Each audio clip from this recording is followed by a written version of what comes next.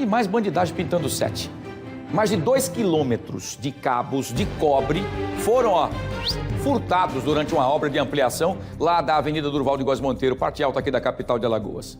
O que resultou no desligamento da iluminação da via e acabou gerando prejuízos ao município e à população que queria passar pelo local em segurança.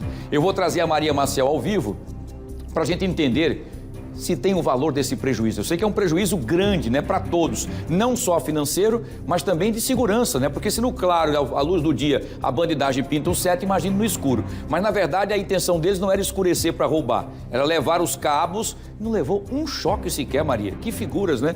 Boa tarde. Boa tarde, Wilson. Pois é, esses cabos de cobre, né, são roubados, já foram vários furtos desde dezembro do ano passado, o que trouxe aí um prejuízo grande à empresa responsável ali por aquelas obras, e o maior prejudicado com certeza é a população, que fica sem iluminação na área quando isso acontece, porque não tem como as lâmpadas de LED ali funcionarem se esses cabos forem furtados, né? E é preciso ainda que a empresa reponha os cabos para que tudo volte ao normal. Sobre isso eu converso agora com Gutenberg de Mello, que é diretor-presidente da Ilumina, para falar de um problema que é recorrente, né? Muitas vezes a população reclama que está sem iluminação nos postes da rua em determinadas localidades, e lá, pelo menos nesse trecho da Avenida Durval de Góes Monteiro, esse tem sido o principal problema. Boa tarde. Boa tarde, exatamente. Foi uma obra grande feita, foram instaladas 270 luminárias e desde dezembro vem ocorrendo esses furtos. 2 deles foram bem razoável, chegou a quase 600 metros de cabo e, juntando tudo, foram mais de 2 quilômetros de cabos furtados. Isso aí deixando desde dezembro alguns períodos apagados e a empresa sempre tentando repor, mas acontecendo novamente esses furtos. E às vezes a demora para fazer essa religação é justamente por isso, porque esses cabos têm que ser substituídos. Exatamente. E devido a vários furtos, a empresa acaba também ficando sem esse tipo de material. Muitas vezes tem que solicitar esse material e esse material às vezes vem até de fora. Então leva esse tempo de logística até o material chegar e ser instalado no local. E como é que vocês têm administrado esse problema? Bom, alguns pontos a gente já fez uma mudança do cabo, né? A gente deixou de usar o cobre, que é um cabo melhor e ideal para esse circuito elétrico, e a gente está começando a usar o cabo de alumínio, porque o alumínio não tem um valor comercial para essas pessoas que fazem esse tipo de crime, e aí a gente conseguiu reduzir bastante os furtos em algumas localidades. Agora, esses criminosos aproveitam ali a facilidade, né? Por conta aí até dessa obra que muitas vezes não tem essa vigilância em todos esses pontos, abrem ali essa caixa onde tem esses cabos passando, que são cabos que passam, são cabos subterrâneos, não é isso? Isso, são cabos subterrâneos.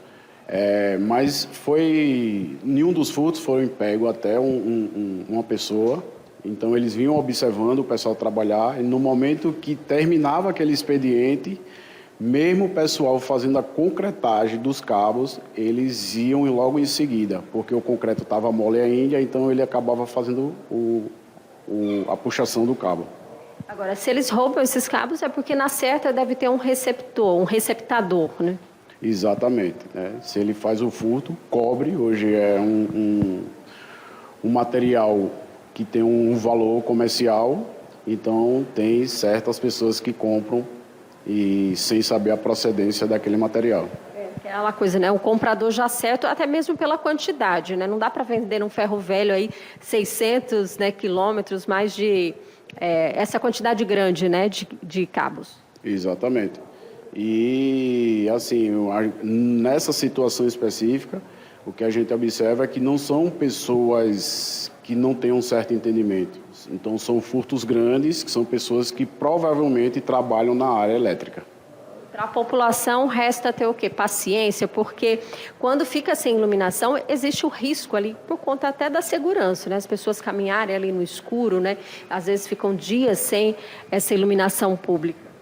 A gente pede, né, à população que tenha um pouco de paciência, se vê alguma situação suspeita, até mesmo de um caminhão parado, pessoas fardadas às vezes, entre em contato com a polícia, né, a polícia militar, pelo nosso 0800 aqui da prefeitura também, que a gente pede para o pessoal, pelo menos dar uma averiguada se realmente é o pessoal que está trabalhando ou se está havendo o crime de furto.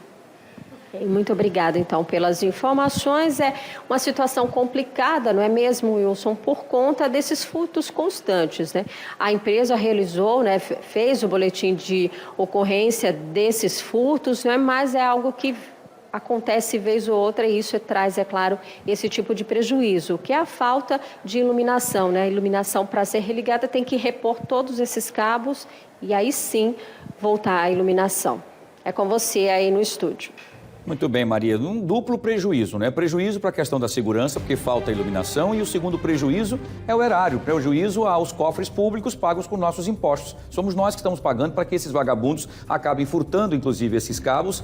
Como disse o nosso entrevistado, é alguém que conhece, né? Conhece a prática de como é que funciona na parte elétrica para não ter nenhum problema, não leva nenhum choque. Porque um trabalhador decente, se for fazer qualquer coisa, leva um choque, coitado. Mas um vagabundo não leva nem uma formiguinha no dedo, né? Para poder pelo menos ficar ali agarrado, para poder pelo menos dar um recado para os outros. E agora é buscar então quem é que está comprando, quem é o receptador, quem é que está fomentando o crime. É isso. Obrigado, Maria. Você volta daqui a pouquinho. Agradeço ao nosso entrevistado pelas informações que estão aqui trazidas pelo nosso fenômeno Fique Alerta. Terrível, né? Essas figurinhas têm que ser pegas. Tanto o bandido que faz isso, como também quem está receptando. Quem recepta deveria ter uma punição maior, porque sabe que é de origem duvidosa esse cobre que vem de algum lugar e ainda continua comprando. Então deve ser punido também no rigor da lei.